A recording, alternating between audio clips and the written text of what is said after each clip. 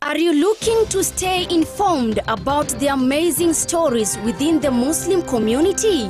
Do you want to hear inspiring stories and insightful discussions about faith, culture, and current events?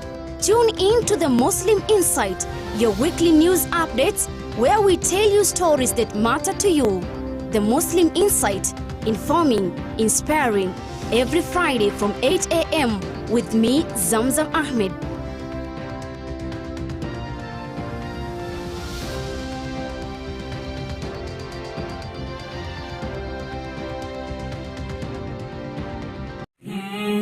Tazama ukumbi wa fiqhi kwenye Horizon TV. Halal, haram, sunna, wajib, makruh, mubah, ili upate kujua ahkam za ibada kwenye Horizon TV.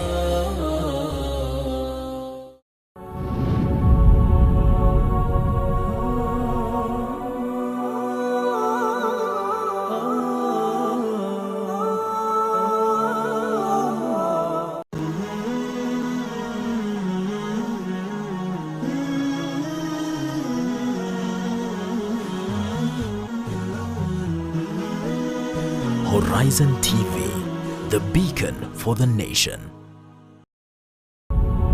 This program is suitable for general viewing.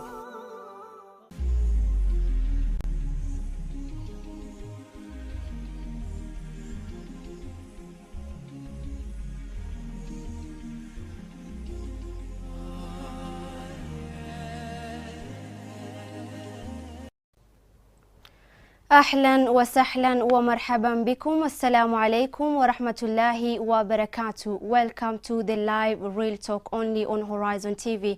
My name is Zazam Ahmed. We normally have impactful conversation that are insightful, that are informative as well as educative, and this will help you, or rather trigger you, to make decision, to make a move that will impact your life as well as the community.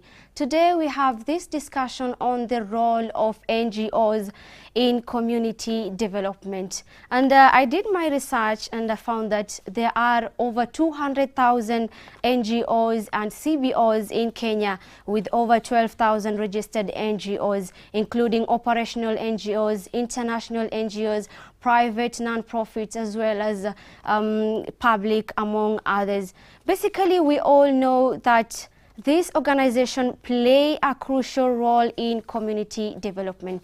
To understand this topic, the role of NGOs in community development, I am joined here in studio by none other than the country director, Mountain of Mercy, Shenaz Abdulwahid. Assalamu alaikum wa rahmatullahi wa barakatuh. Wa alaikum assalam wa rahmatullahi wa barakatuh, Zamzam. Thank you for having me. Pleasure. Karibu sana Horizon. Asante sana. And thank you so much for making time for us today. So we are talking about the role of NGOs in community development. And like I said, NGOs and CBOs play a big, or rather a major role in community development. So maybe you, as the country director, you come from Mountain of Mercy. Could you tell us a bit about Mountain of Mercy organization? Mountain of Mercy was set up 20 years ago when the tsunami hit Sri Lanka. We supported the widows over there. We rented a place for them to do the Ida period, and then we bought some boats, some bicycles to support them starting their own livelihoods. And that way Mountain of Mercy was established. Whenever any natural disaster has struck, Mountain of Mercy has tried to be on the ground as much as possible. We were in Pakistan with the earthquake, and then the floods happened, so we try and support them with whichever way we can.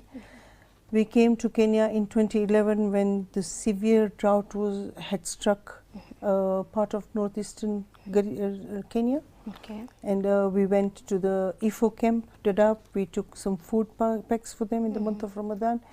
And since then we have been working with a lot of projects in Kenya. We are doing a lot of water tracking, food security, and empowering women, empowering youth is our next step, inshallah. So we look to try and support these people as much as possible wherever there is need, in Garissa, in Nairobi, in Mombasa, and we have done some projects in Kisumu as well.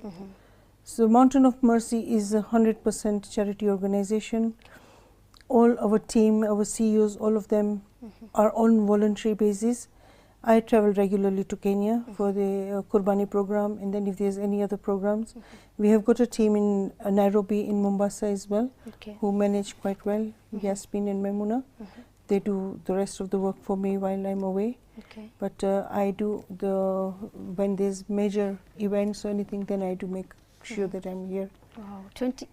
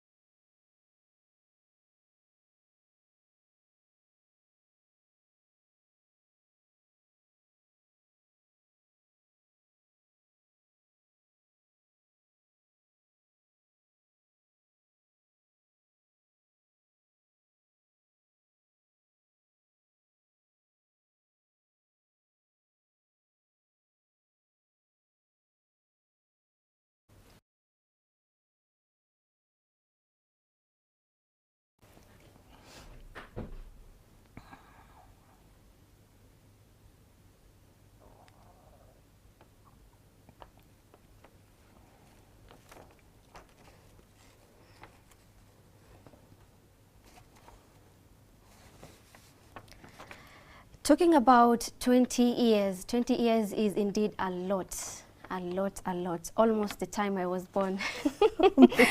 Anyways, still on Mountain of Mercy, maybe talk about, you've talked about Kisumu, you've talked about Marsabit and some other parts of the country. Maybe could you give us an example, or rather examples of how Mountain of Mercy has successfully driven long-term change in the community? Long-term change is a lot in Garissa. We have been giving sewing machines to the women who have just graduated from tailoring classes, and we donated to them so they can start stitching and supporting themselves. And then we started a sewing class in Mukuru Aruban in Nairobi 6 months ago. We set up a classroom over there next to the masjid, and we had 45 women enrolled. And I was there on Sunday, mashallah, 40 women and they have learnt how to stitch basic, and we are trying to push them now to prepare them for the national examination with the government, so they can get a diploma. So that is one of the big long-term project. We did a borehole in outside of Garissa, a place is called Oragudud. I have traveled with the Dawa caravan twice to Marsabit for the Shahada ceremony, so bringing them into Islam. And they have got the Dai and the teachers to teach the children and the men and women the way of life for Islam. And then in Kisumu was, it was a short term for Kisumu when one of the masjids was broken or something in Kibos, and we sent mosquito nets and water, and we sent some food for them. In Mombasa we have got a weekly food program. Every Friday or Saturday we send food meals to, we identify some of the orphanages, and we send food over there every week. That's a Sadaqah project as well. There was one big project I did with Marafiki, Africa. There's another Marafiki, an organization in Mombasa. They came to us and said in Bamba these people don't have any clean water. It's full of mud and soil. So we built big water pans. In one water pan, we had to drop 20 tankers of water, 20,000 liters each. Was a very deep water pan. And then we went with some seedlings and we taught them how to farm. They have never eaten mchicha, they have never planted a mchicha themselves. They would eat cactus trees, they would crush that and make tea out of that, and that's what they used to drink. The situation was really bad in Bamba. And I was there 2 years ago, and we went with some seedlings and we planted some okra, sukuma and spinach. And now, alhamdulillah, they have planted watermelons, they've planted bananas, and quite a lot of fruits and cabbages as well. At least there was a light at the end of the tunnel. It was definitely. MashaAllah. That is really amazing. There is something you've said which has really made me wonder. You guys, you help people do shahada, take their shahadas. Yes. And maybe because these people are part of the community, how do you help them? Because we find that those people who revert to Islam tend to get, or rather tend to face more difficult, or rather face challenges. How do you help these people? Well, you see, because they are new to the deen, the Islam, we have to teach them the ways of life, and then we have to also try and accommodate them and find for them jobs or empower them. So at least they've got, they're sustaining themselves and they're not depending on any people. And I think, like in Mkuruwa Ruben as well, we had 3 women who have converted to Islam while learning in sewing classes. Wow. So we have to be there and listen to them, advise them, talk to them, and we come to a conclusion of what they need, where their challenges are, and what we can help them with to overcome these challenges. Talking about the role of NGOs, we know that NGOs are like the mediators between the government and the people, or rather the community at large. Maybe as per you, how do you think the NGOs complement government's efforts in addressing key issues like poverty, health, care, education, or any other issue? You see, we have to collaborate with the government. Whenever we are working with anything, we have to inform the government. Like there are some issues I came to realize about period poverty. I don't know if you have heard about period poverty. There are a lot of girls who can't afford pads and they are suffering. And we have testimonies of these women. They would, some of the girls would go in the forest and they would dig a hole and they would sit there for hours because they can't buy a pack of pads. So I spoke to one of the member of parliament who is for Garissa, Major Deko, and we are looking into that of how to help these girls and women. So we have started a lot of sanitary pads distribution drive to schools and everywhere. And another suggestion we gave to Major Deko is talk about it in the masajids with the imam, because sometimes the men are not aware of the challenges the women are going through. You know, there's a culture clash as well. Culturally, we don't talk openly about it. So that is a big clash that we have. So that is where we need the government with us. And we tell them what these people are facing and the challenges that we are having, so they can go ahead and talk about it in the parliament as well and come up with a solution for the pads. Maybe my request is to the government, free pads. Sell the condoms, give free pads. Because this is a necessity. We did not bring this on ourselves, the women. It was brought to us by Allah when we were born. So please, that's a dignity. For women, it is our dignity. We don't have to go to people for 100 shillings to buy a pack of pads. It's a sad situation. Girls are getting exploited because of that. They end up into prostitution. So if first of all is we educate our men, our boys, our husbands, our fathers, so they know what their daughters are going through, the wife is going through, or the sister is going through, so at least they are flexible in giving money, maybe they're struggling or whatever. And then secondly, the government should subsidize and reduce the prices of pads, or if possible, give it free. So you say free pads and then sell the condoms. That is really an issue for ladies. And it's true that this is not what we brought to ourselves, or we brought it for ourselves. Maybe we're talking about the role of NGOs as the mediator. and you say that you also collaborate with the government people like MP. You talked about the MP, right? Yes. Maybe as Mountain of Mercy, what is your collaboration other than the government? Other NGOs, maybe the private sector, the public sectors, in terms of addressing the issues the community face? We do, because I'm in UK, so I get a lot of calls from other organizations, but then I have to see how transparent they are in the work that they're doing. I was invited by Dawa Caravan to visit them for the Shahada ceremony. We have been sending food and Islamic attire for these people whenever they've gone for the Shahada. And then I had the privilege of visiting that place myself in June 2020. And then other people got interested from UK, and I had 6 young men joining us. And we went for the second Shahada in October. So we work with other NGOs like Dawa Caravan, and then we have got Darul Khair. The sewing classes, we are working in collaboration with Darul Khair. She recognized and she saw that there is a need for sewing machines, so she came up to me and she said, Shenaz, what can we do? And we have got zakat people give us for empowering women, and we gave those sewing machines for them. And we are paying for the teacher, for the rent of the place and everything. So these women can get some training, and tomorrow they will go and earn a living. And inshallah, our plan is to put these women in employment, get orders from factories or schools, and stitch uniforms so we can support these women. Wow, that is amazing. Maybe how do you measure the success and effectiveness of the program that your NGO runs? Testimonies of the people, the beneficiaries. That is the most important thing. We do go back to our beneficiaries and we speak to them and see how they have, how much they've achieved, and are they comfortable, are they happy with what they've been given, and what further action do we need.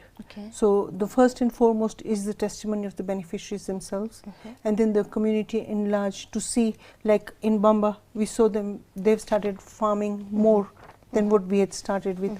So that is a testimony to show that it is a success. You say that is a testimony to show that it's really working. Maybe do you as an NGO face any difficulties, face any challenges in terms of addressing the issues the community are really facing? Do you have any challenges? Or maybe the general challenge the NGOs face? You see, there are some places where we are stopped by the government, by the chief area chief, or maybe some people are not happy with what we are doing. I do get some challenges sometimes, but then when we sit and speak to them and we explain to them where we are coming for, what we are here for, then we come to a decision and we move forward. We take a step away. So yes, we do have challenges, and there are people who will also try to fraud. They'll cheat you because you're a charity. They'll call you, they'll ask for money for different reasons, then will not be a genuine case.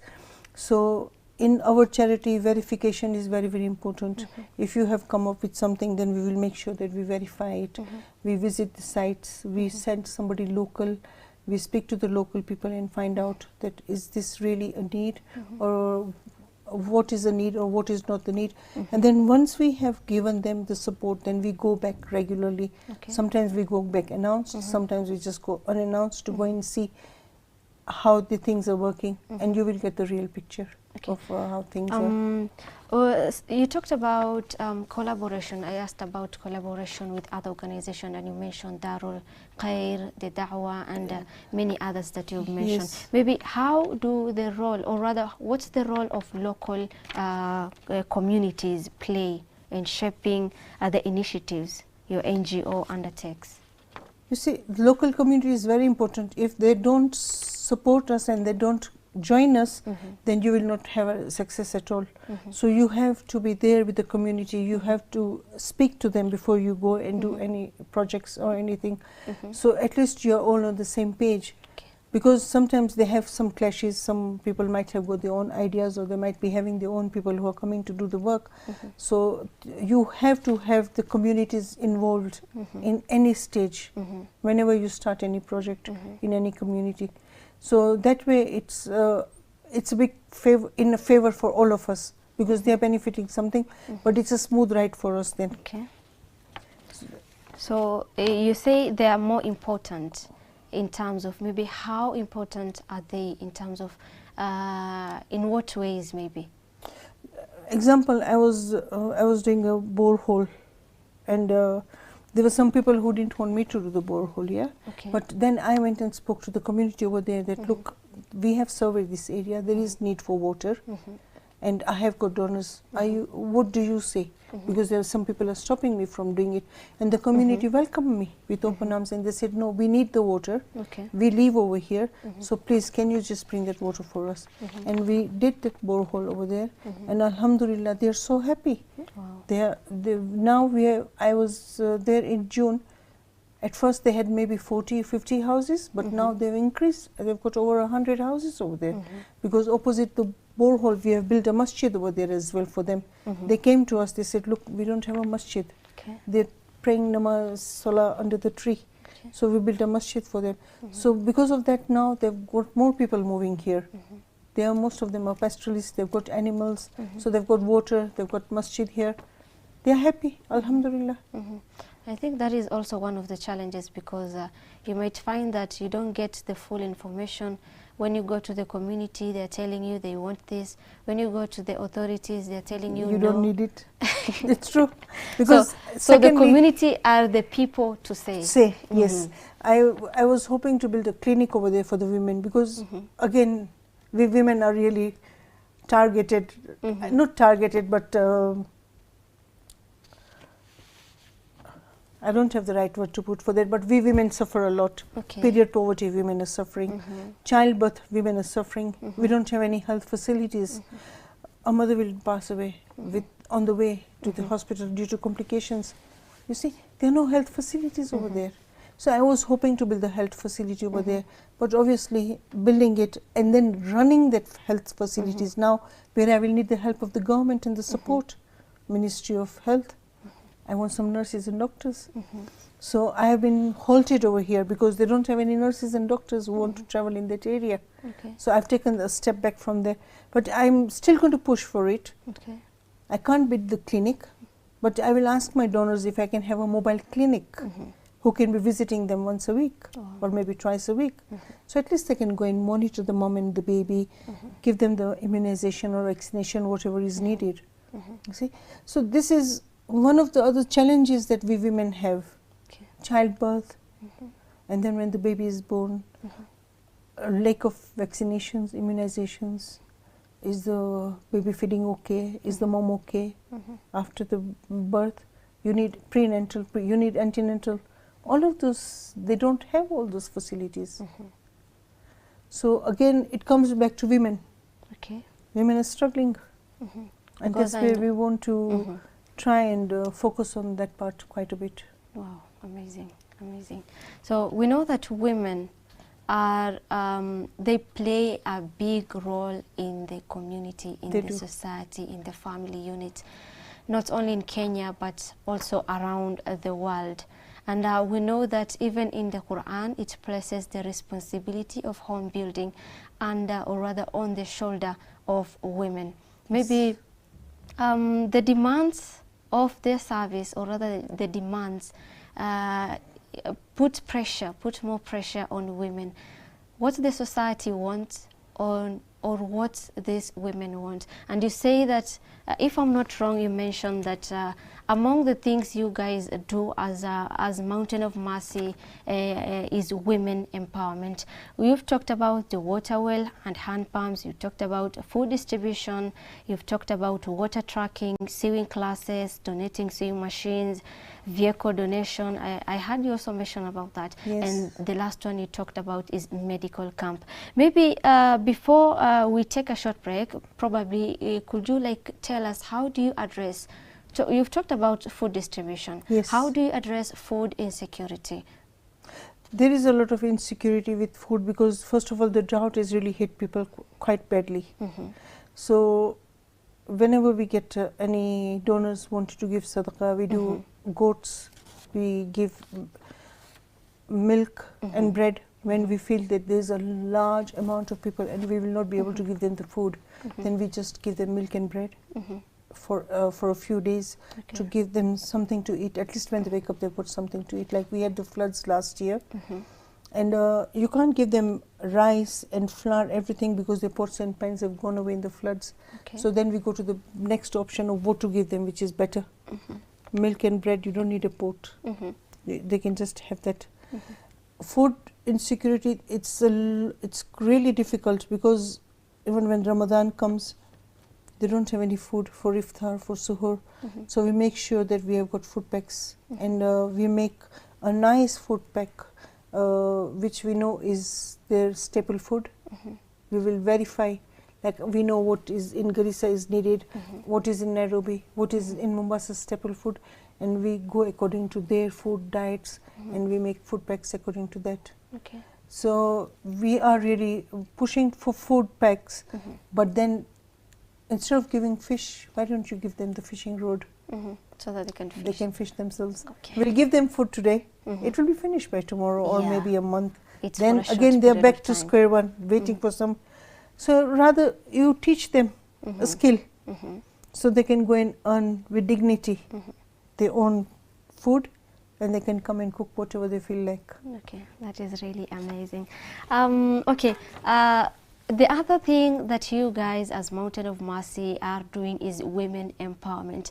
And if I'm not wrong, they say empowering a woman is like empowering the whole society. I think we will take a short break, and we will talk about that one, on women empowerment, on our topic of today, the role of NGOs in community development. Stay tuned.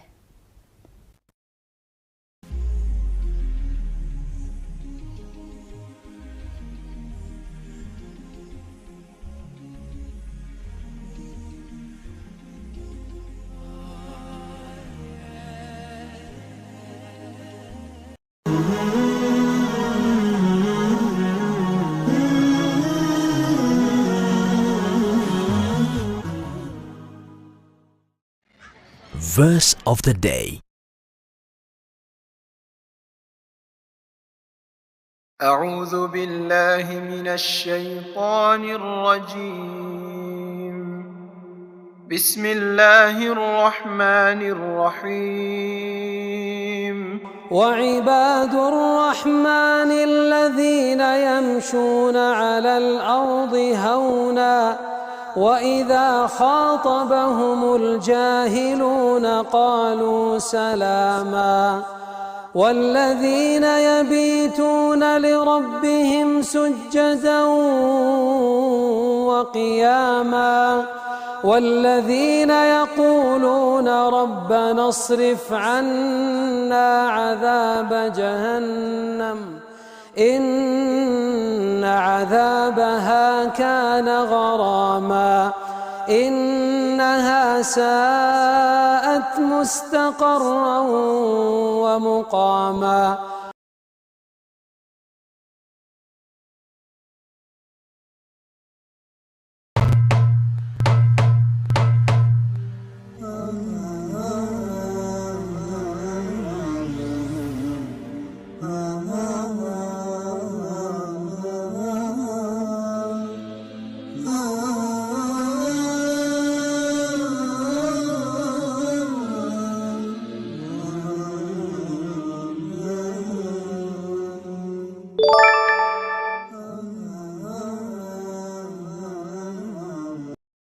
Pearls of Wisdom. Abu Huraira radiallahu anhu narrated that the Prophet sallallahu alaihi wasallam said, "Whatever I have commanded you, do it, and whatever I have forbidden you, refrain from it."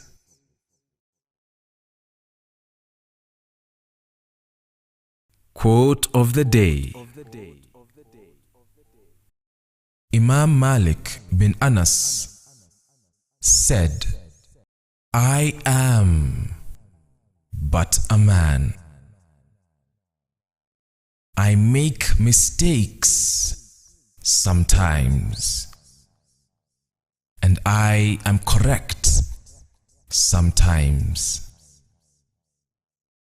So examine my opinions and accept anything that agrees with the book and sunnah, and leave anything that does not agree with the book and sunnah. Are you looking to stay informed about the amazing stories within the Muslim community? Do you want to hear inspiring stories and insightful discussions about faith, culture, and current events?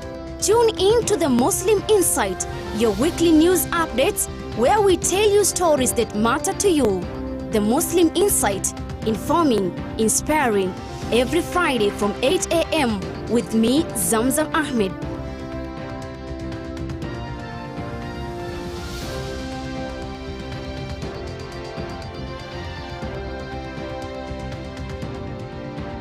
بسم الله والحمد لله والصلاة والسلام على رسول الله. Assalamu alaikum wa rahmatullahi wa barakatuh. Kwa kusoma Qur'an ni lazima isomwe namna ilivyoteremshwa. Asema Allah subhanahu wa ta'ala, warattilil Qur'ana tartila, uwe ni mwenye kusoma Qur'ani namna ilivyoteremka.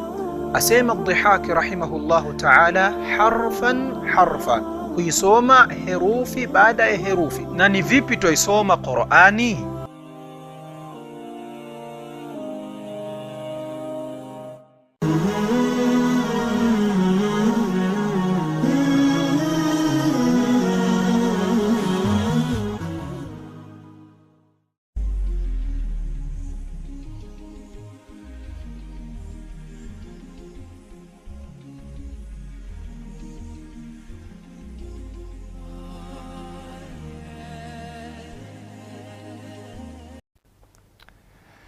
Assalamu alaikum wa rahmatullahi wa barakatuh. Welcome back for the second part of the show, the live real talk. My name is Zamzam Ahmed, and in studio I am joined by Country Director, Mountain of Mercy, Shenaz Abdulwahid. Karibu tena. Asante Zamzam. Thank you. We were talking about a pleasure. We were talking about women empowerment, and we say that empowering a woman is like empowering the community, and that is what you guys are really doing. Also, you said that you are mostly focusing on women because we know that women really play a big role in the community, play a big role in family units. Maybe let's switch a bit on other things. We've seen that there are so many new technologies. As time goes, we see there is invention of new technologies. Maybe as Mountain of Mercy, how has your NGO adapted its programs in response to changes in technology or communication? Any invention or any innovation or new technologies used in organizations' work, maybe? Yes, we do use a lot of technologies, and then we use a lot of social media. Mountain of Mercy doesn't have an office anywhere in the world. So we there are is all no working. No physical office anywhere. It's online working. It's all online working. We are virtual. Our mobiles, that's the technology is what we are using as our office wherever I am. Wherever all of our volunteers are, that is our office. So technology is playing a very big part in our organization. We work with our mobiles, our laptops, our iPads. We're carrying them wherever we are. So it's become just the mobile itself. It's got everything inside. So technology, and then all the new apps that come up, we study that and then see what is really good for our organization. And we work with that and upload all our programs or our information on social media. And that's where our donors can see the work that we are doing. We say communication online, mambo mengine kwa ground. Okay, maybe because there is a new trend right now on social media. People using social media to cheat people. Oh yes. So how do you cope up with the issue? We do verify. You will send me a message, but I need to verify of what you are asking for. And we always make sure that Alhamdulillah, till today, we have always found someone or the other on the ground to go and verify for me. Like there was some time ago, a few years ago, some young boys sent my CEO a picture of a hand. They had a, like he had an accident, the arm's broken. So that's an X-ray, but then the X-ray is not complete. We want to know the name, the date of birth, whatever hospital. So we went on back and forth. They need 25,000 shilling to do the surgery straight away. I found somebody on the ground who went and verified for me, and it was just some boys just trying to get some money out of an NGO, thinking they're in the UK, and 25,000 shilling will do no harm. But obviously it's going to do a harm to me, because I'm asking for a donor, from a donor to help this young lad. So you see, we do get such requests as well. So we make sure that we verify before we release any funds. And we don't do medical support for individuals, private, but we do for a community. Like when we had the floods in Nairobi, we did 2 days in Masjid al-Huda. We ran a medical camp over there 2 days with the help of doctors from Reliance, from Soha, they helped us, and Darul Khair was on the ground. They facilitated us. So we do have challenges on that side, but we make sure that we verify, even if we are on the phone. We are not on the ground, but we do find somebody on the ground to verify for us. And don't you think these youths, they really need support? The youth need a lot of support. I always tell, like I speak to the Member of Parliament regularly. Whenever I'm in town, I speak to him, and I was telling him our youth are very talented. The youth in Kenya are very, very talented, but they have not been given the right platform. If they are given the right platform, they can make this country better than any country in the Europe. Kenya can flourish if the youth are given the right products and the right platform to perform. They're amazing. Wow. They are. Just by speaking to them, meeting them, you can see they're very talented, but they've not been given those opportunities. So lacking these opportunities will lead them to maybe like they cheat you through social media, something like that? Some of them, but there are others. You will get 1% who is ready to cheat you, but 99 are ready to work. They're willing to work to make betterment of their own life. Not by defrauding you. Yeah. Maybe as the country director of Mountain of Mercy, how do you prioritize the needs of different communities or groups when planning your programs? We have to see where the dire need is, what is the situation of the town, of the city. Like if there's a drought, there's floods, then obviously we prioritize that. So we look into what is really affecting them right now, what is needed, and then we go into long term, how to settle them down. So we have to verify, and we have to make sure to prioritize that immediate danger is what to save them right now. If there's floods has happened, then you have to move them to safety. By moving them to safety, you can't leave them stranded. They will need food. So you make sure you provide for them some food, some blankets and mattresses wherever they are. And then once that area is clear, now is it suitable for them to live here? Or are you going to remove them somewhere? And then you try and settle them down in new areas, and whatever you can do in your own way. And with the help of our donors, we try and settle them. So it's a thorough research first. It is, yes. Okay. Instead of you move these people from their place, take them to another place, and then leave them stranded. No, you can't leave them stranded. Okay, that is really amazing. We have, or rather, you've had a recent story, or rather recent issue, that the government is really closing down over 2,000 NGOs. What could be the reason? I don't know what the reason is, but I think the government should really sit down and think, by closing those 2,000 NGOs, how much impact is it going to make on the people who are on the ground? Because I don't know if the government realizes or not, but the NGOs are playing a really big part in supporting these communities. Whenever there is a disaster, it takes the government to come up with a plan, a few days, By the time they have their meetings and they put in the strategy, but the NGOs are already on the ground. Okay. They are already working. Before the government has arrived, the NGOs have already started looking after those people who have been affected, displaced people, whatever the disaster is. So the government should really sit down and think about it before they close down these so many charities, because it's going to be a really big impact, and these communities are going to suffer. But do we have dishonest NGOs? I can't say 100%, but because you can whenever you're working with any organization, please make sure that you look at how transparent they are. Because there are some NGOs, obviously there is a percentage you can take for the salaries, because if you're working full time you need to support your family and all that. So you have to look at what is their policy of how much of the cut they are taking for their staff, and how much they're spending on their travel expenses. Like I travel myself with my own funds. I don't hire big cars over here. I travel economy class. I will look for the best flight which is cheaper, and then I get I am always begging somebody, can I get a lift please, can somebody take me here, you see, because I don't want to spend money. If the other NGOs who just come in, they hire big cars, they're staying in 5-star hotels.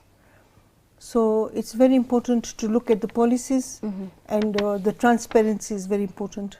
Of you should know where your money is going. If they're saying 100%, make sure that 100% is going to the beneficiaries. Nothing has been cut in between. Yeah. That is so it's really important to have a look. You will see every day, you'll hear new charities are coming up. There are others who are making a big impact, who are making a change. But then again, you have to look at how the staff are, how are they talking, what is their body language, how are they traveling, what are they spending on. Maybe how far is Mountain of Mercy in terms of reach out the counties in Kenya? We are really reaching out to many people, and our numbers are all over. We get people calling us from all over the world. In fact, we are doing a lot of work in Gaza, and we've got people from around the world donating towards that as well. So we are very easily connected with the world. We've got our numbers, we are on WhatsApp, local numbers. Our staff are always on hand to answer any questions if there's any. Maybe talking about the changes and trends, you say that there are so many upcoming NGOs. What changes or trends do you foresee in the NGO sector in the coming years? Because you mentioned that there are so much NGOs which are coming up. Yeah, you see, we Mountain of Mercy will go with the flow of how the new technology is working, what is needed in the future. So we just go with the flow. And we are a very small organization. Mind you, our whole team, we will not exceeding 20 people. We are a very small organization. But we show that the 20 people that they are in the group are doing a big job. The impact they are leaving wherever we are going. We are working in Bangladesh. We have built over 1,000 hand pumps in Bangladesh. We have done over 1,000 in Sri Lanka as well. Water wells and hand pumps. We are doing in Pakistan small scale. We are not doing a lot in Pakistan. In Kenya, we do a lot of water tracking, food. A lot of work we are doing all over the world. Gaza, we have got twice a week we are distributing food, whatever is readily available, water. Mauritania is a desert. We are building water wells over there, masajids. In Bangladesh, we have built nearly 20 masjids. Wow, mashallah. So we just go with the flow, whatever, how the trend is going. But we stick to our principle is 100%. 100%. It has to be 100%. If somebody's given me £10, I make sure this £10 goes to the person. There's no cut in between. If there's any bank transfer, if there's any of such admin cost, our volunteers, we pay it out of our own pockets. Still on the same, how do you see the role of NGOs evolving? the role of NGOs evolving in the context of global challenges such as climate change, immigration, pandemic, among other issues? It plays a big part. Yeah, we have been planting a lot of trees in Garissa. We have been planting a lot of trees wherever we go, like Bangladesh. We have been introducing tree planting over there as well. And then at the moment I'm trying to work on a project with biodegradable goods. You know, if cut down banana trees, we'll be using the fiber for our next project, inshallah. I'm working on that right now. So we have to help save the environment. The floods are coming, they're damaging so much, so we have to do something to help these people. Okay. So we do work a lot with climate change, and I think if all the NGOs got together and played a crucial part in that, it would make a difference. This is one thing I always tell everybody, and I think it's one of my mottos. Okay. I ask other NGOs as well, don't wait to raise millions of shillings to help make a difference. Okay. The little you have, start working on that, and it does help make a difference. It does. 10,000 shillings, a water bowser can serve a community for a week. Instead of you waiting for millions to go and build that borehole, start with the water bowser. So at least these people have got water by the time the water well is done. Without delaying the service. Without delaying this, they are surviving on this water. Okay. They've got water to drink. They've got water to cook. They've got water to wudu. They can pray. The children are clean. They can bath. They can wash their clothes. Cleanliness. Yeah. So that 10,000 does make an impact. Okay. Wow. Instead of waiting to raise it 100,000, start with the 10K you have. Okay, these are the initiatives that you guys have done so far: the food distribution, the water tracking, sewing classes, women empowerment, and I think women empowerment is something that is really continuing. Okay, on the initiatives that you guys offer, or rather do, is all like most of them is something that is continuing, right? Yes, it is. Maybe what are the future plans of Mountain of Mercy? Today I am in Kenya because of this is a special needs school in Garissa. Okay. We are going to be donating for them a school vehicle, a school bus. The need for the school bus is because the moms are looking after these disabled children. So either they need a tuk-tuk or a taxi to take the child to school, which is costing of 500 shillings one trip. 1,000 shillings a day is too much for her. She's not able to go to work because she's got a disabled child.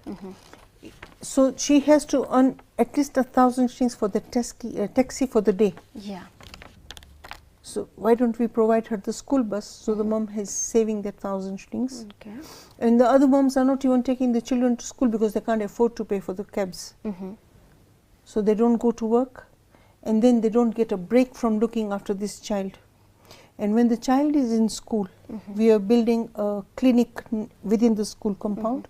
So we will be having nurses and physiotherapists over there who will give them one-to-one attention, give them the physio they need, and they'll be fed meals. They are fed special need food. So the child is given nutrition meals. The mom's got a break for that 5-6 hours. She's gone and done some work. She's earned a living. And she's even had a fresh mind. She's gone and met other people. So she's not getting frustrated looking after that sick child as well. And then education. Educating about autistic children, cerebral palsy is very important. People don't know about these illnesses. A child is born who is autistic, but in the culture they say that this child has got jinn, he's got la'ana. It's not that. Okay. Yeah. And then secondly, we need the government to look into why are there so many autistic children. There's some minerals in the water. Maybe there's a lot more metal. The water has not been purified properly. So the government needs to play a part in that as well. So there's looking after these disabled children, supporting their families, so the moms can have a break and they can earn a decent living. And thirdly, educating the community and the locals on these illnesses. And the fourth, the government should play a part of why are there so many autistic children. So there are 4 very crucial points over here that we need to look into. Okay. And this is a long-term program as well, which we that need is to look what into you the- guys are looking to do. Yes. Maybe other than educating the community about these different types of diseases, maybe in terms of mental health, because we might find, or rather we find, this is something we normally see, that many people are affected mentally. Yes. So are you guys planning on having a mentorship programs focusing on some issues, or rather issues that really touches the community, the youth, the women specifically maybe? It is one of the agendas that we need to speak about as well. And we are slowly going towards that as well, because mental health is a really big issue. Not only here, it's worldwide. Yeah, and it needs to be tackled. Okay. As we wrap up the show, maybe what is your takeaway in terms of the role of NGOs in community development? You say that they are upcoming organizations. What can you advise these people?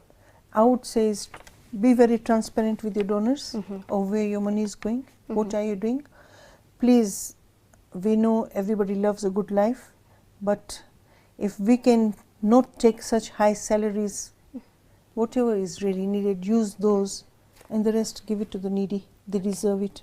They need it more than us. Okay. Wow. Thank you so much. I think that's it for the time. Thank you so much for coming here and helping us understand the role of the NGOs in community development. I think you've had her right. Don't delay the service, or don't delay these people their needs. They really need a lot. And to those people who are starting their new organization, make sure that you are transparent enough to help these people. It must be 100% charity. Until next time, Assalamu alaikum wa rahmatullahi wa barakatuh. My name is Zazam Ahmed.